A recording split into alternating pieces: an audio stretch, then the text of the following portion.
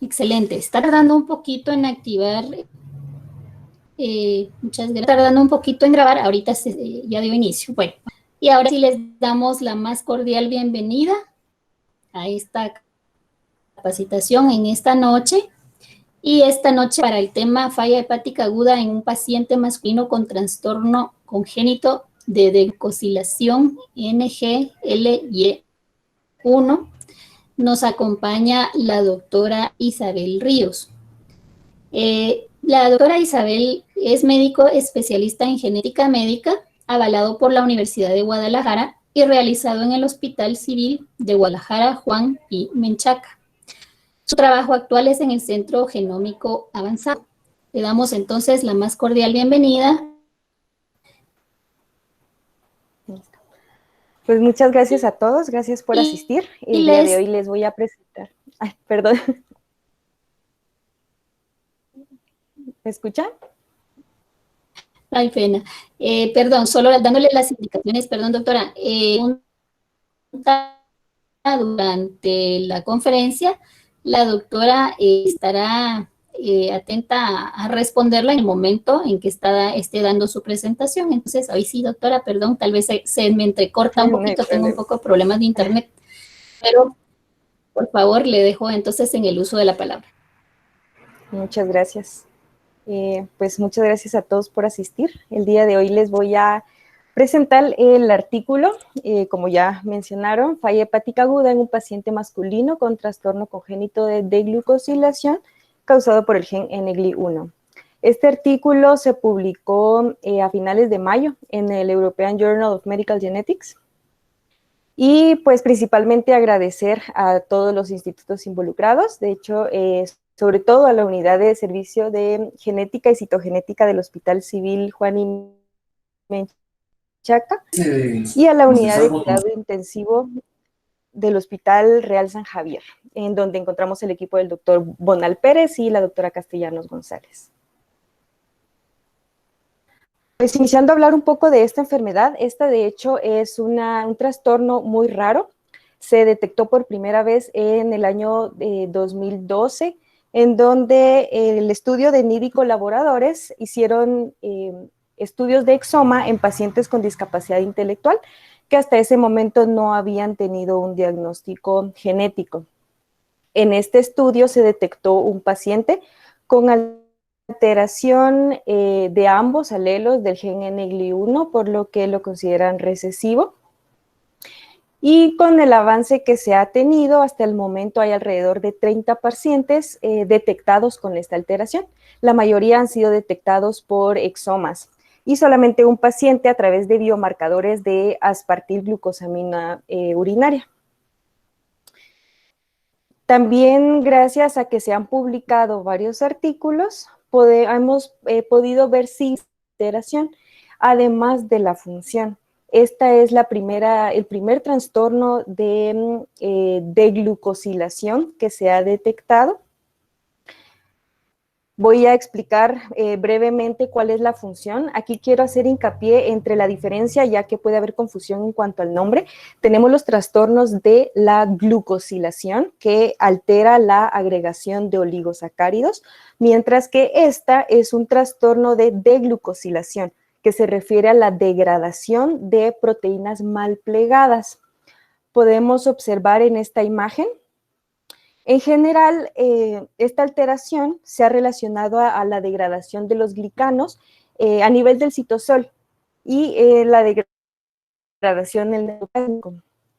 La primera enzima que se detectó fue la N-glicanasa 1, que es esta que observamos acá. Lo que podemos ver es que en gran parte muchas proteínas están asociadas a oligosacáridos. Por lo tanto, sirve como un sistema de control de calidad de las proteínas que han sido mal plegadas. Podemos observar aquí, esta es una proteína mal plegada y tiene marcajes que se han dado por el retículo endoplásmico, lo que le indica a cada proteína a dónde debe ir. Pero debido a que esta proteína está mal plegada, pues la N-glicanasa lo que hace es escindir esta unión y separando la proteína del glicano a nivel de la N-acetilglucosamina. Cuando tenemos esta separación, el glicano se va hacia la degradación de los glicanos y pasa por la degradación a través de otras dos enzimas, la endo-beta-N-glicanasa y la manosidasa, dando esto una degradación adecuada a través del lisosoma para volver a utilizar estos monosacáridos. Ahora la proteína pasa al proteosoma para su degradación en lo que se conoce como degradación asociada a retículo endoplásmico. En los casos en donde la N-glicanasa se encuentra alterada, no puede dar una separación del glicano de la proteína. Por lo tanto, es la siguiente enzima, que es la endo-beta-N-acetilglucosaminidasa, que escinde en esta parte de aquí, en medio de los N-acetilglucosaminidicanos, y posteriormente por la manosidasa. Ya que la proteína aún conserva este metabolito, se irá dando una agregación de las proteínas.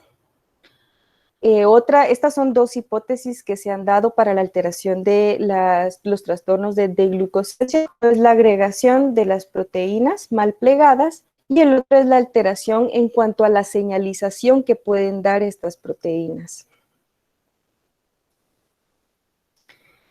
Gracias a que se han dado varios estudios, reportes de pacientes anteriores, se ha podido signos clásicos y se ha mencionado una tetrada clásica, en donde encontramos un retraso del desarrollo con discapacidad intelectual, trastorno del movimiento hipercinético, hipolacrimia, o sea, no hay producción de lágrimas, e historia de transaminasas elevadas durante la infancia.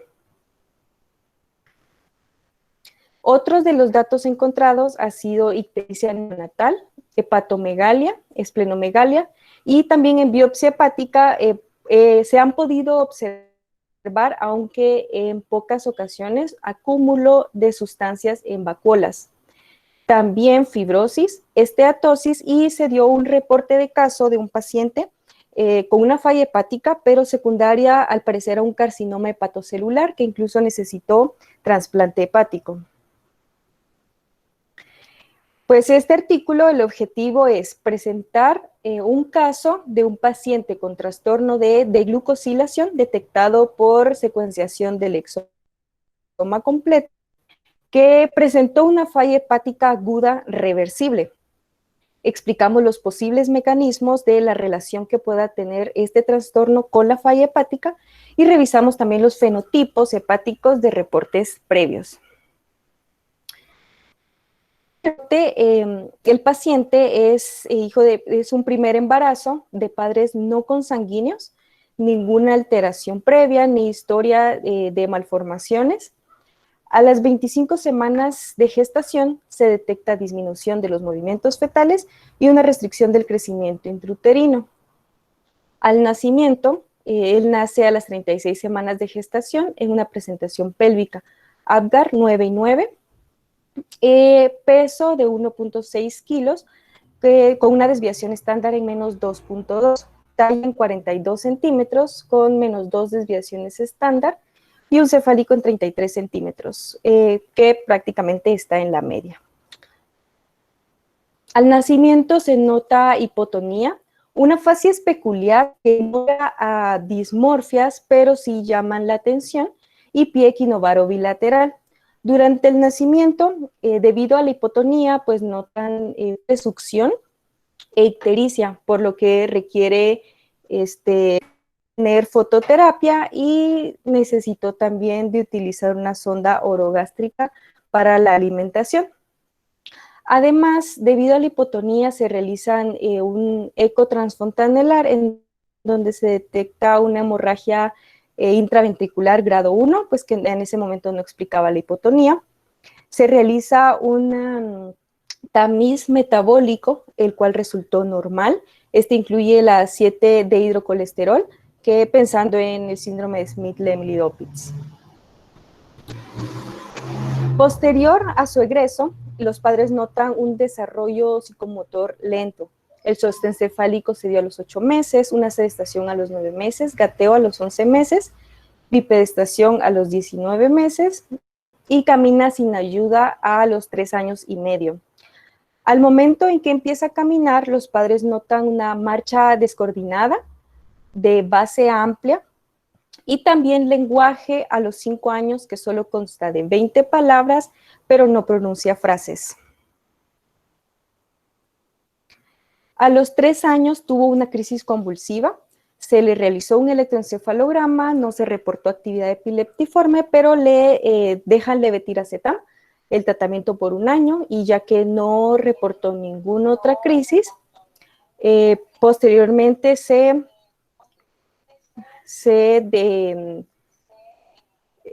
permaneció 1 año con el tratamiento y pues se lo dejaron de dar por órdenes médicas. Debido a la alteración que se había notado, le decidieron realizar ecocardiograma, ecorrenal, una electromiografía con velocidades de conducción nerviosas que se encontraban normales, una resonancia cerebral en donde se observa leve atrofia cerebral más hipoplasia del cuerpo calloso, y una polisomnografía en donde se reporta apnea obstructiva del sueño. La madre nota una sudoración excesiva, cialorrea, constipación y la hipoalacrimia severa, que incluso ha necesitado utilizar gotas para lubricación debido a la blefaritis.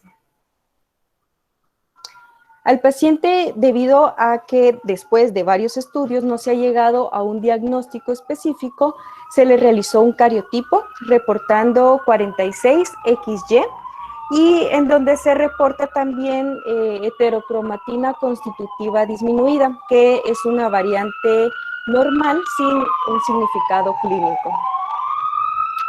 Se realizó también microarreglos, estos fueron microarreglos para ver variante en el número de copias y también polimorfismos de un solo nucleótido. Este resultado fue normal, lo podemos observar aquí. Entonces, de los cromosomas 1 al 22 tenemos ambos alelos y de X y Y 1, como se espera. A los 3 años se le realizaron aminotransferasas que pues para descartar trastorno de la glucosilación, los cuales dieron resultado normal. A los 4 años el paciente inició con una encefalopatía y disfunción hepática, por lo que fue hospitalizado. Podemos observar sus laboratoriales con una ST en 6041, ALT en 3684, podemos observar que se encuentra mucho más de 14 veces del valor normal, una GGT en 167, una bilirrubina total en 17.8, a expensas de la directa, amonio en 137, TP mayor de 60 segundos y con INR en 3.4 y lactato en 4.3. En ese momento se decidió estudiar, de hecho el paciente fue bastante bien estudiado en la unidad de cuidado intensivo. Se realizó un panel viral, en estos incluimos hepatitis A, B, C, E, Epstein-Barr, herpes, parvovirus, ecovirus, citomegalovirus, coxsackie y dengue. También un panel autoinmune, en estos incluimos anticuerpos antimúsculo liso, antinucleares, varios anticuerpos que incluían antihígado, riñón y también inmunoglobulinas. Todos resultaron normales. También era necesario, debido a que pues, fue un cuadro muy agudo, descartar las causas tóxicas.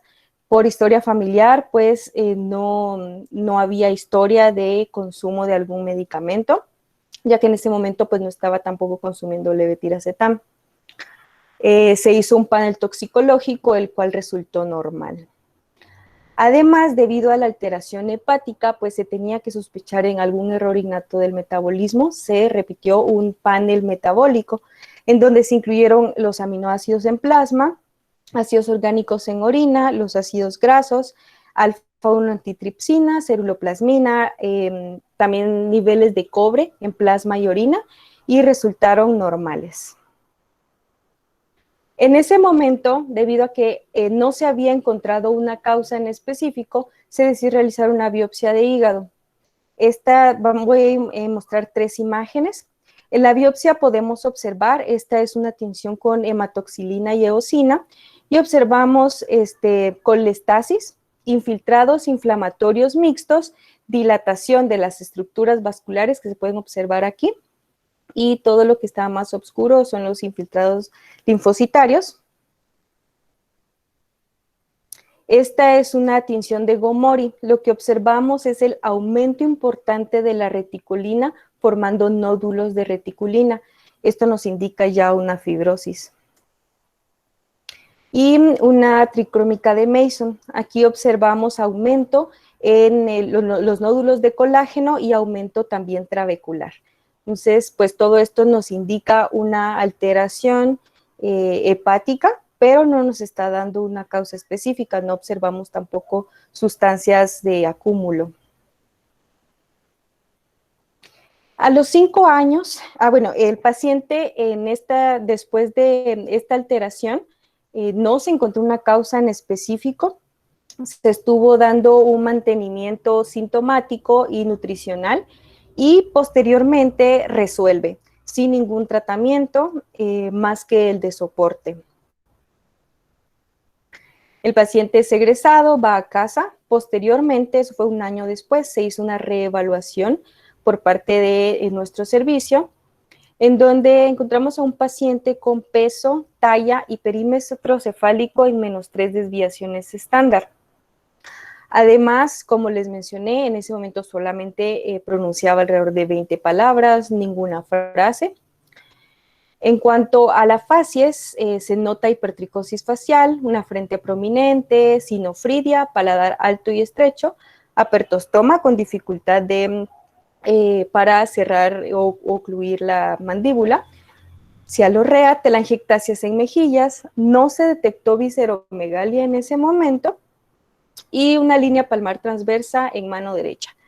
En este caso, pues en realidad no llama mucho la atención los rasgos faciales ni nos indican algo en específico.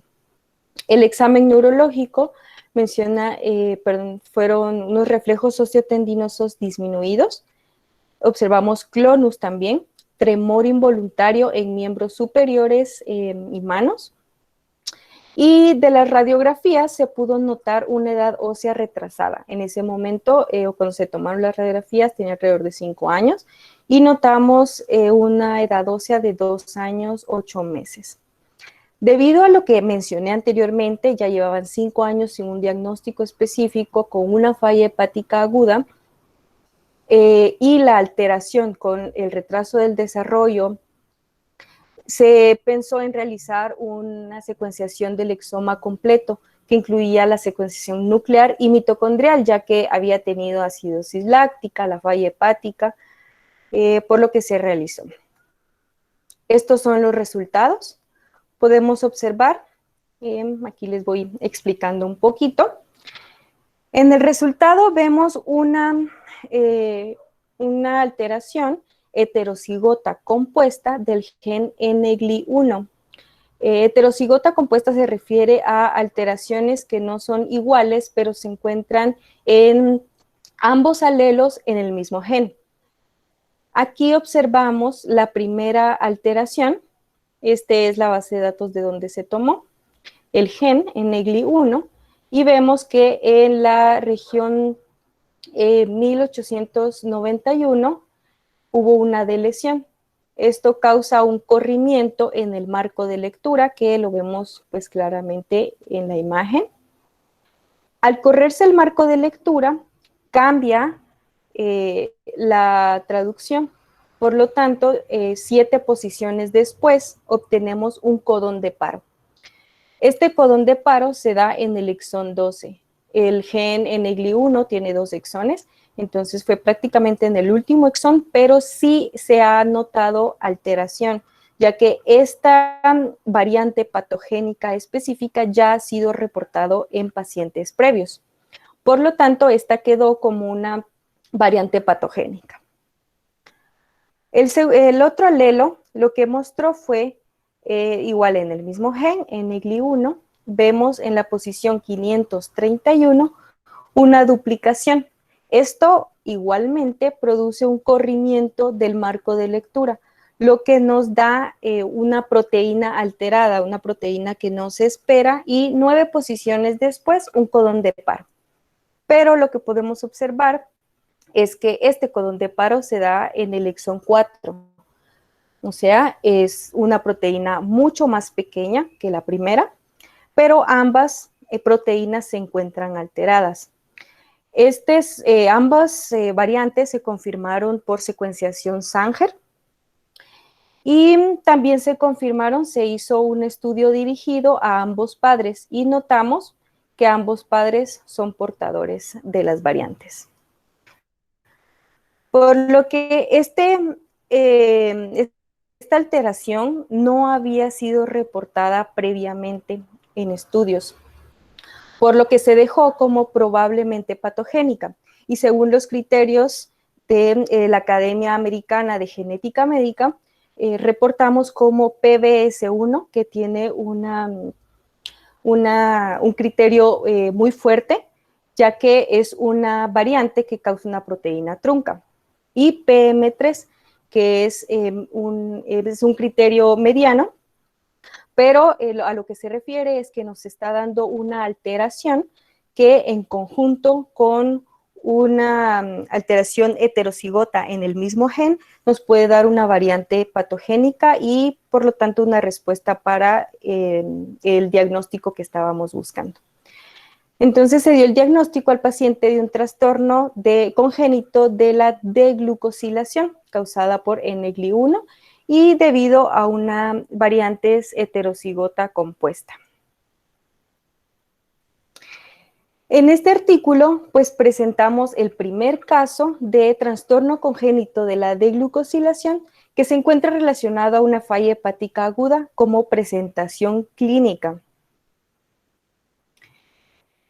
Hicimos también una búsqueda de todos los pacientes que han sido reportados anteriormente y que tuvieran información sobre el comportamiento hepático, sobre el fenotipo hepático. Hasta el momento, incluyendo nuestro paciente, se han reportado 32 pacientes con esta alteración. Es una enfermedad sumamente rara. En total, fueron 18 pacientes femeninos y 14 masculinos. Encontramos que estas fueron las 3 alteraciones hepáticas más frecuentes: la ictericia neonatal, hepatomegalia y una transaminitis transitoria. De estos pacientes con la transaminitis, 4 hemos notado que tuvieron una elevación de las transaminasas 14 veces más de los parámetros normales. Y posteriormente, pues ellos tuvieron una normalización que se dio alrededor de los 5 años. Para dar una explicación de por qué esta elevación de las transaminasas es transitoria, pues se han hecho algunos estudios anteriormente. Aquí tenemos el estudio de Fujihira. Ellos indujeron una elevación de las transaminasas y una formación de hígado graso. Esto fue realizado en ratón que tiene la variante homocigota, y este es el ratón que tiene la variante silvestre. Entonces, lo que notaron ellos era que al darle un consumo alto de fructosa en la dieta, podían lograr una formación de ácido graso y de hígado graso, y con esto aumento de las transaminasas, de los niveles de transaminasas. También siguieron haciendo otros estudios con estos ratones y comparándolos a ambos, y lo que notaron fue que la disfunción hepática podría lograrse siendo dependiente de un contexto. Esto quiere decir que en un paciente como el caso del ratón knockout que tenía la alteración homocigota en NGLI1, podríamos lograr una disfunción hepática en los casos de estrés, en los casos de ciertos órganos específicos, sobre todo hígado o músculo, y podía ser también en un tiempo en particular. Y a esto nos dirigimos específicamente ya que observamos que la mayoría de pacientes que tuvieron la elevación de las transaminasas tuvieron una mejoría después de los 5 años, o sea, esos niveles bajaron. Por lo tanto, puede haber una susceptibilidad de la transaminitis transitoria que es dependiente de la edad. Dentro de otras alteraciones relacionadas a la falla hepática que se observaron menos frecuentemente, tenemos la alfa-fetoproteína elevada en 6 de 13 pacientes en donde se reportó, una acidemia láctica en 7 pacientes, fibrosis hepática en 8 pacientes de 13, y sustancias de depósito o vacuolización también se han encontrado. De estos, solamente de los 32 pacientes, a 11 se les ha realizado biopsia hepática. Y de estas biopsias, a 4 se han observado sustancias de depósito. En nuestro paciente nosotros solicitamos una reevaluación a la hora de ya tener el diagnóstico del paciente y ver que se han notado estas sustancias de depósito, pero no se pudo encontrar dichas sustancias en la biopsia del paciente. Otros niveles que se han encontrado, pero en esta ocasión disminuidos, han sido los factores procoagulatorios y también LDL, triglicéridos y colesterol total. Hablando en cuanto a las sustancias de depósito y vacuolización, y sobre todo a lo que se ha encontrado o reportado en las biopsias, es que sí puede haber una correlación entre la alteración o la falla hepática con la alteración o la función enzimática. Se han hecho aquí puse de ejemplo 2 estudios que se han realizado. En el primero, que es pueden ver más o menos aquí, fue un estudio realizado en fibroblastos de pacientes con la disfunción del gen NGLI1. Estos son del 1, 2, 4, 5, 6 y 8 de este reporte. A ellos se le tomaron fibroblastos y el estudio se realizó en los fibroblastos a través de una fluorescencia tipo Venus que fue dependiente de deglucosilación. Entonces, a través de fluorescencia podemos observar que estos son los pacientes control. Este es el paciente control y estos son los papás de los pacientes con la alteración. Entonces podemos observar que el control tiene niveles de deglucosilación elevados, o sea, lo que nos indica que puede haber una actividad normal. Los papás levemente reducida, mientras que todos los pacientes portadores de ambas alteraciones o ambos alelos tienen una disminución evidente de la actividad enzimática en fibroblastos, lo que lo podemos corroborar aquí también. El segundo estudio, en este estudio fue un análisis de expresión. Aquí lo que observamos es una disminución evidente de la expresión de NGLI1 a comparación de los controles, en donde la expresión es mucho mayor. Y esta afirmación nos lleva a la falla hepática aguda. Nuestro paciente tuvo una falla que fue reversible, evidentemente, no se encontró una causa que lo haya dado, por lo que atribuimos, uno, a la pérdida de la actividad N-glicanasa, pero también a la función mitocondrial alterada.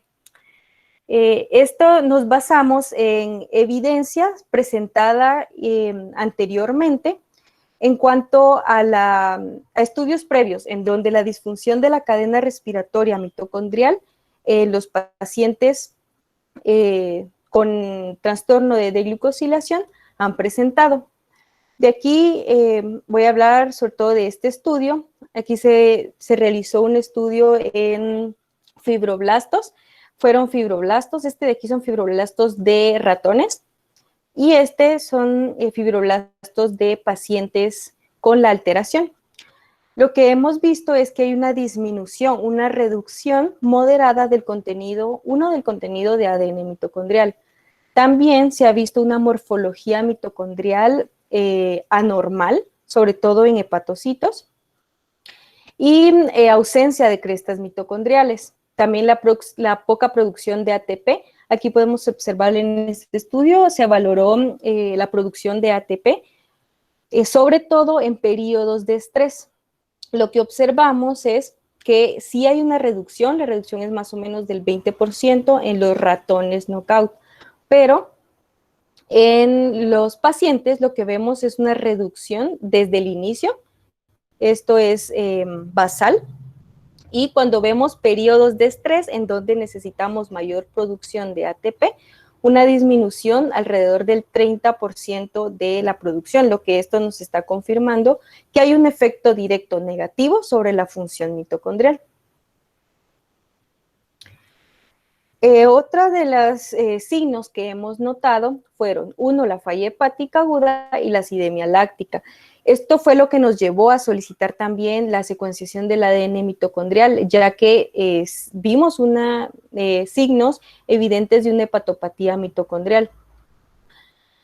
Hasta el momento, nuestro paciente, después de esta recaída, ha tenido una adecuada evolución, ha tenido un seguimiento de 2 años, y la función hepática hasta el momento ha estado bien, se le ha realizado elastografías, los cuales se encuentran normales, lo que sugiere una reversibilidad de la disfunción hepática, a pesar de que nunca se encontró un disparador específico para la falla hepática. Otro de los datos que nos llamó mucho la atención es que de los 32 pacientes, 8 pacientes fueron reportados con fibrosis hepática, lo que nos está indicando un riesgo evidente para una evolución posterior. Y dentro de nuestras conclusiones, pues este es el primer reporte de falla hepática aguda en un paciente con trastorno congénito de la deglucosilación, y también que el daño hepático viene dado en el contexto de una disfunción mitocondrial.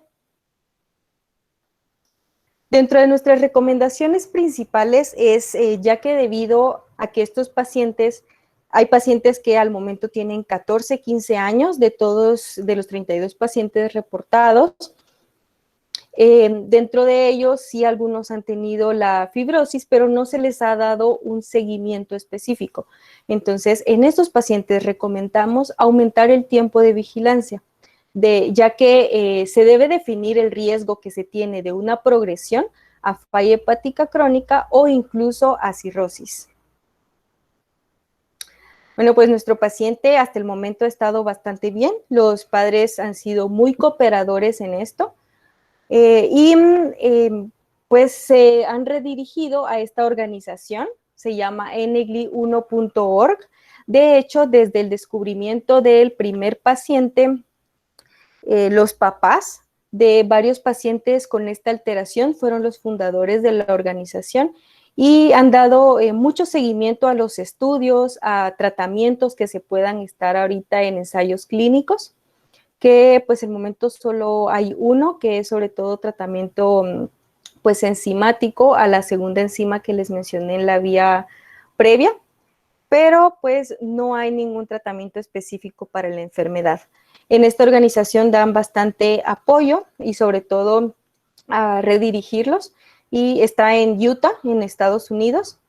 Los papás han tenido bastante comunicación con ellos y pues nosotros tenemos el agrado de continuar viendo a los padres, al paciente, y irlo redirigiendo a las unidades o a las divisiones a las que se requiera según vamos viendo al paciente, pero pues ha tenido una mejoría bastante buena.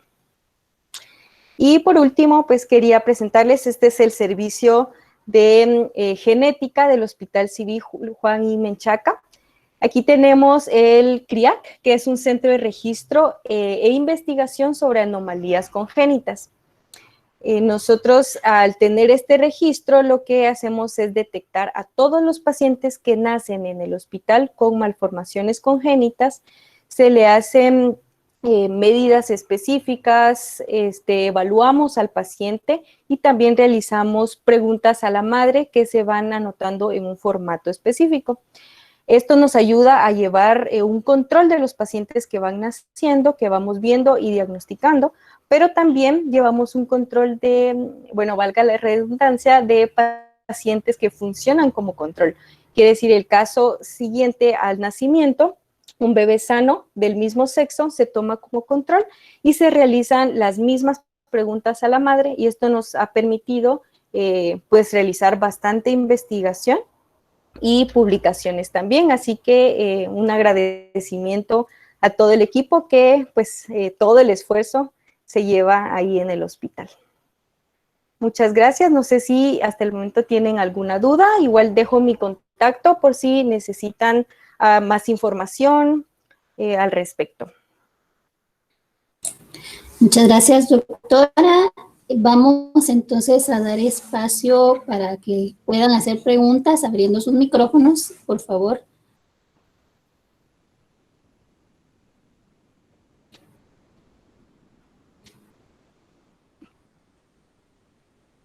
Si alguien tiene alguna pregunta acerca de lo que nos explicaba la doctora.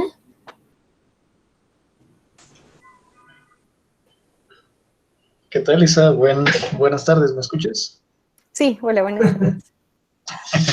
Oye, bueno, primero te felicito, la verdad es que esto de llevar todos los aspectos fenotípicos que está presentando un paciente y ver cuál es la mutación puntual que está presentando se me hace muy interesante e importante.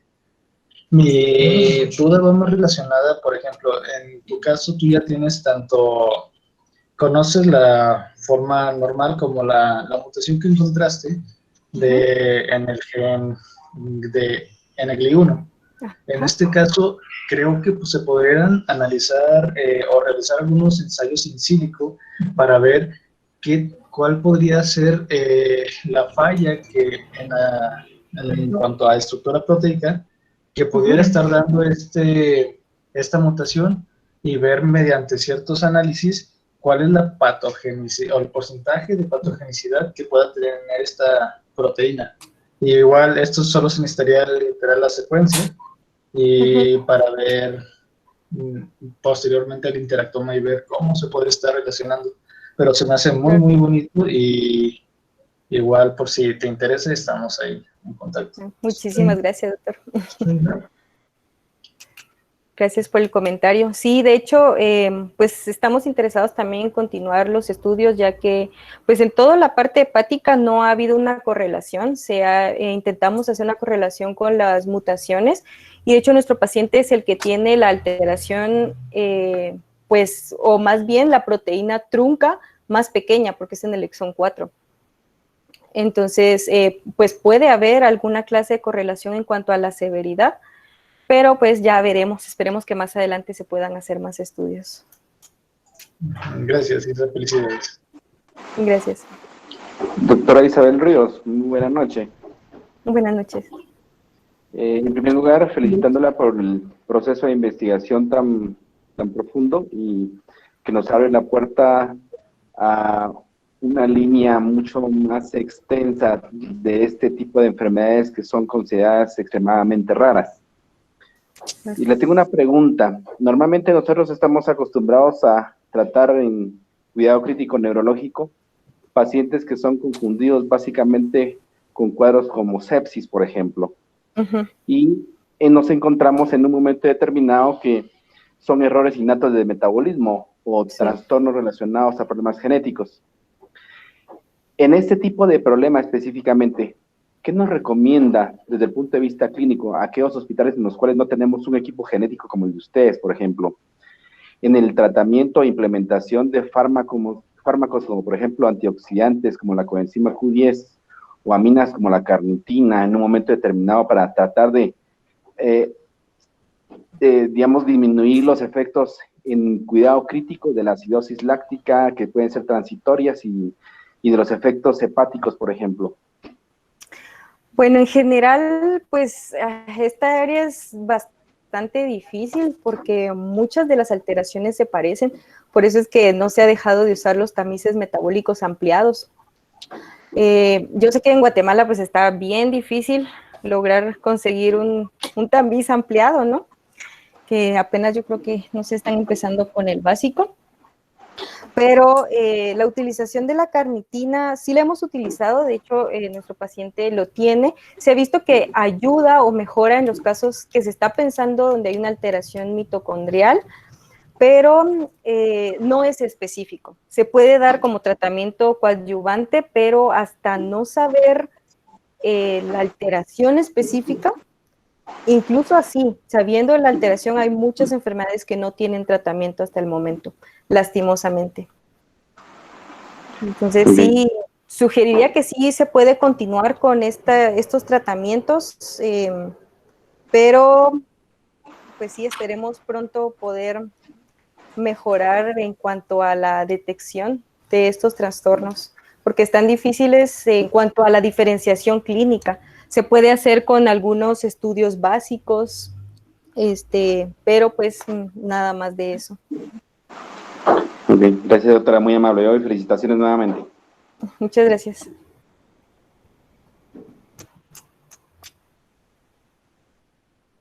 ¿Una pregunta o alguna observación a la doctora?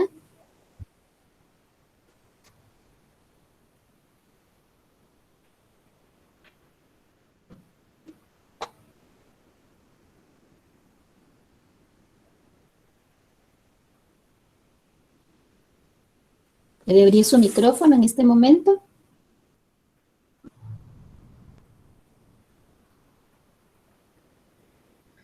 Doctora Isabel, mucho gusto. La saluda Ariadna Cifuentes. Hola doctora, mucho gusto, ¿cómo está? La quiero felicitar, mire, de veras, muy interesante su conferencia. Me siento muy orgullosa de usted. Y pues yo no estoy muy relacionada al campo que usted maneja, mas sin embargo me surge la pregunta de si estos pacientes necesitan alguna dieta especial. En general no se necesita una dieta específica, se recomienda pues que lleven la dieta normal, específicamente estos, hablando del trastorno de glucosilación. Ya que sí hay muchos otros que sí pueden requerir una dieta específica, pero ellos no. Bueno, muchísimas gracias y felicitaciones. Buenas noches. Muchas gracias, doctora.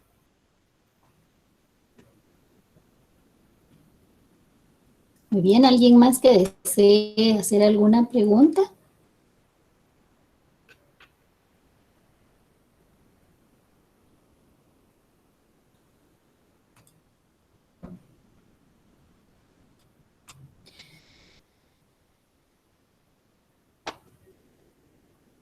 Bueno, en el chat estoy observando cómo se están identificando, pues muchas gracias por identificarse ahí.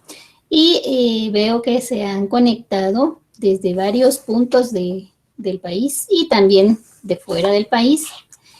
Por ejemplo, están reportándose de Petén, de Quetzaltenango, de Cuilapa, Santa Rosa, muchas gracias.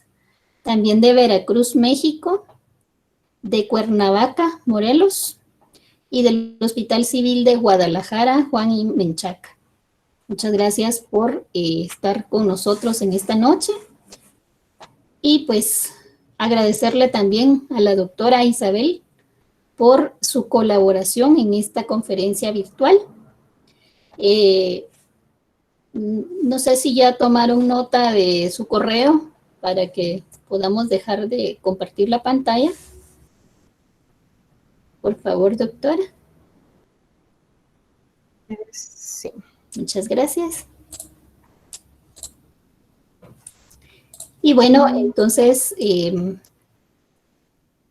voy a proceder a entregarle por este medio, aunque se lo voy a hacer llegar posteriormente, su diploma de reconocimiento y agradecimiento por la disertación en la conferencia virtual de esta noche. Se lo vamos a hacer llegar posteriormente y le agradecemos mucho su participación y su apertura en poder darnos esta conferencia que creo que es muy importante y de mucho beneficio para todos los que estamos en este momento escuchando.